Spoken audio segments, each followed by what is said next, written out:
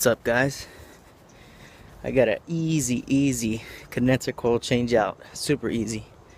Let me show you what I mean. I already pulled the gas out. I already made my cuts and sweated everything out. But look at this tiny easy coil. And I also got to change out the capacitor too. There we go. Alright. Look at my mess.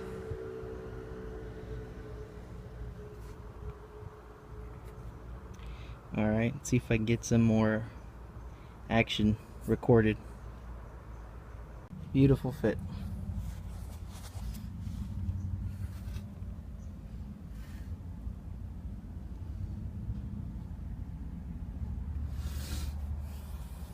Aluminum is a lot lighter than copper. And since I'm doing it by myself, I do appreciate that. Alright. Whew. That was harder than I thought it would be, due to the fact that this is half-inch, you know, this whole thing is half-inch up until where it gets around here. So, you know, I kind of had to improvise, but looks clean. I already put some nitrogen in, about 100 pounds. I like to only put 100 pounds because in case there is a leak, I don't have to wait for all that nitrogen. I'm not wasting it. But also this too, this freaking joint was a pain in the ass. I had to redo it like 4 times because it kept falling down. Finally I used my screwdriver to hold it up, you know, so it can, you know, so it won't fall down once it heats up. But now I'm gonna use the soap bubbles and, you know, look for leaks.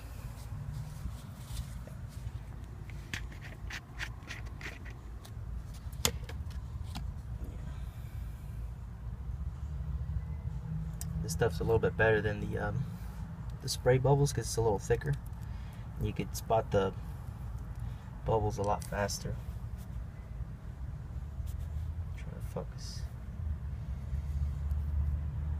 Okay. This one looks really good.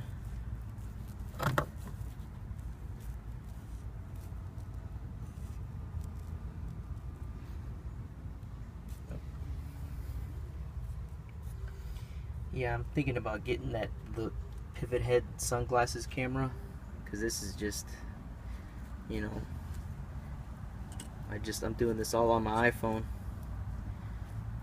No leaks.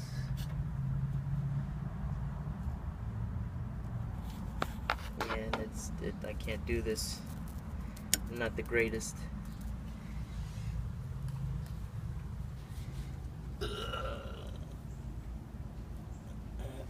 Okay. No, I know this. I know these joints are good. I've gotten to a point where I know if it's gonna leak or not, but it's always good to double check. Saves time. Okay. Yeah, and it's UV, so if you're in the, you know, the dark places, it glows in the dark a little bit. But put this back.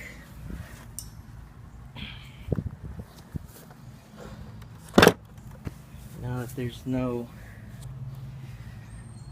bubbles, I can put a little bit more pressure in it, and you know, and then I'll pull a vacuum. I'll show you how I pull a vacuum. And this is what I use. I use a 3/8 inch hose and a 1/2 inch hose, and I only got a 5 CFM pump, the Robin Air. You've probably seen it. It's not super strong, but I bleed out my nitrogen, but I don't bleed it all out. I leave a little bit in there because I don't want nothing in there but, you know, just, I want to have a clean system vacuum.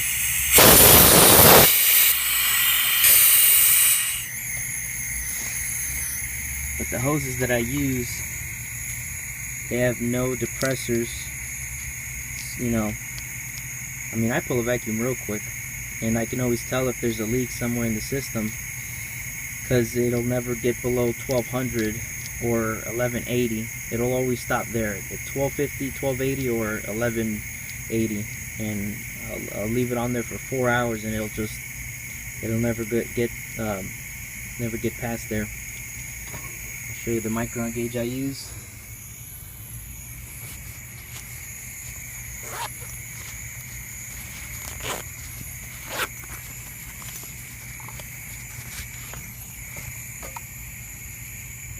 The SVG3, it's alright.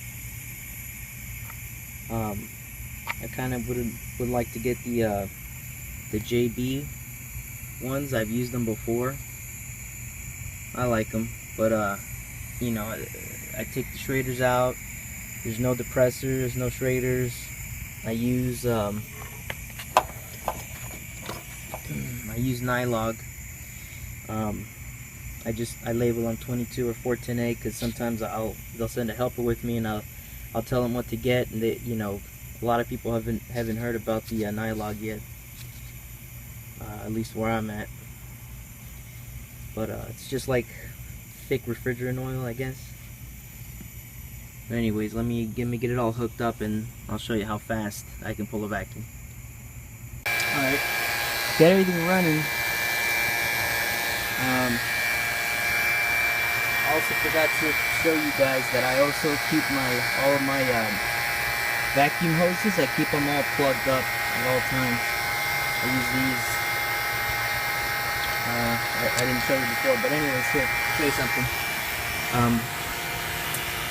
When you use these removers, these core removers in your vacuum, you wanna, for a couple minutes, you wanna leave them, you know, like a halfway turn, not all the way open.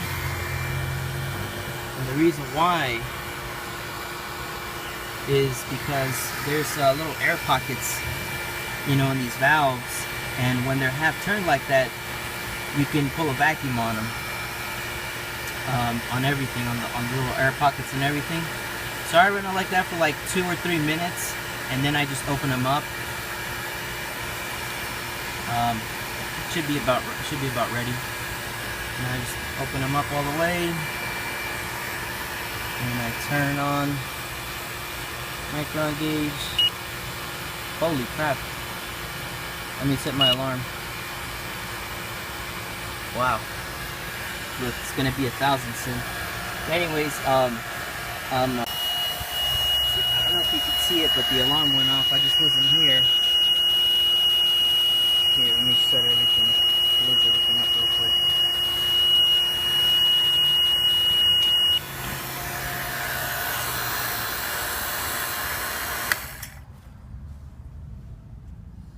Yeah, it's gonna go up a little bit, but it'll stop. But here, let me see something.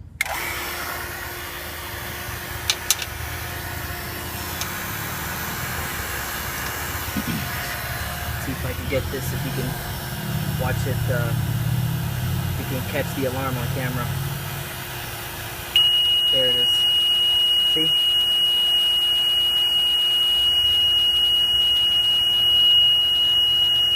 Alright guys, it's the finished product. My pressures 75 over 175. I don't know if you can hear me. It's a little bit loud. Also had to change out the capacitor. It was no good.